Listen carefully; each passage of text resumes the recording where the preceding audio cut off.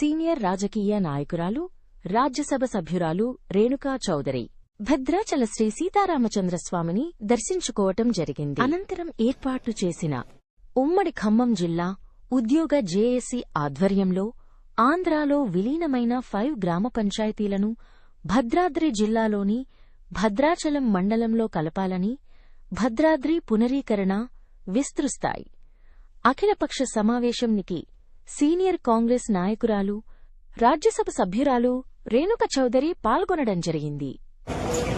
5 మండలాలు విభజనలో అటుపోయిన వాళ్ళు నానా ఇబ్బందులకి గురయ్యి ఇన్ని సంవత్సరాలుగా వాళ్ళకి ఎక్కడ కూడా వెలుతురు కనపడలేదు. అదేవిధంగా స్వామివారి విలువైన భూములు సుమారు 1000 ఎకరాలు అటు దాటడంతో స్వామివారికే లోటుగా ఉందని ఒక భావనతో మొన్న పార్లమెంటు సమావేశాల్లో పార్లమెంట్లో దీని గురించి నేను చర్చించడం జరిగింది.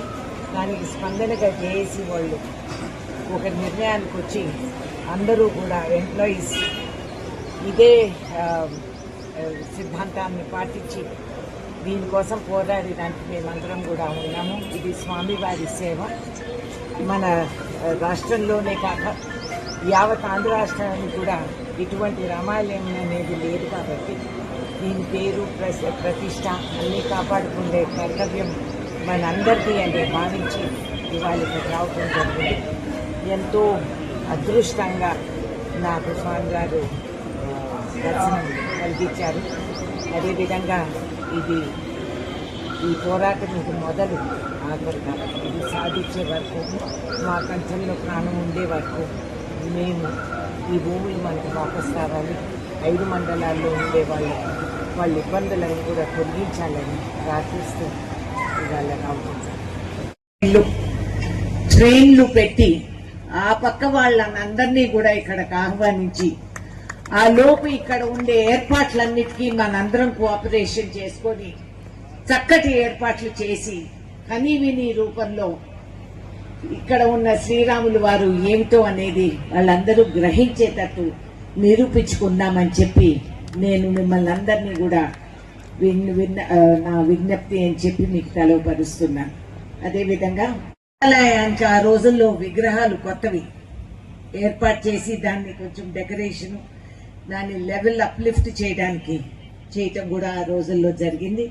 కాబట్టి ఇదేదో కొత్తగా ఓటు కోసమో ఇంకా ఏదన్నా కారణం కోసమో నేను రాలేదు. ఇది అప్పుడు పుట్టిన పూనకం. ఇది సాధించే వరకు ఆ రాములు వారు నన్ను వదలరు, నేను ఆ స్వామి భక్తిలో అలాగే ఉంటాను. ఇది సాధించే వరకు అందరం కలిసికట్టుగా పనిచేయాలి.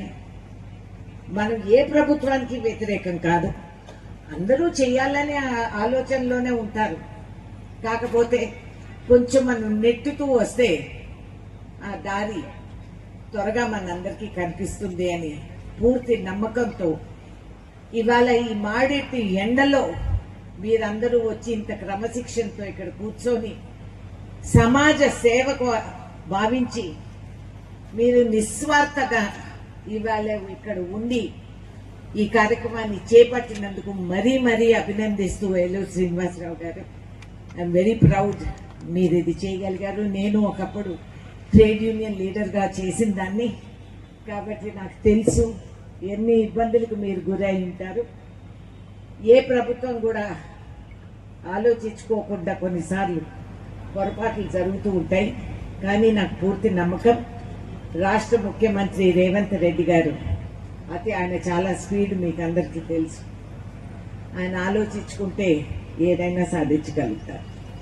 సో కలిసికట్టుగా అది సాధించుకొని అటు చంద్రబాబు నాయుడు గారికి కూడా నేను కూడా ఉత్తరం రాయటం, అందరం అవసరం వస్తే ఒక డెలిగేషన్గా వెళ్ళి ఆయన్ని కలవటం, అన్ని స్టెప్స్ పూర్తిగా మనం చేసుకొని రాజ్యాంగ పరంగానే మనం ఇది సాధిస్తామని మీ అందరికీ నా మనోభావాలన్నీ తెలుపుతూ, మరి నాకు ఇందాక చెప్పినట్టు మనుగూరులో కూడా ప్రోగ్రామ్స్ ఉన్నాయి.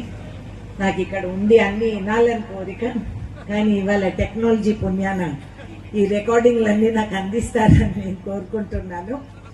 సో ఇవన్నీ తెలుసుకొని ఈ 3 రోజుల సమావేశం పార్లమెంట్ లో మహిళా బిల్ అని అంటున్నారు. అదేదో చూద్దాంలే కానీ బిల్లున్నా లేకపోయినా తర్వాత అయినా ఈ సమస్య పరిష్కరణకి నేను మీ అందరితో కలిసి ఉంటానని చెప్తూ సెలవు. మరి జై శ్రీరామ్.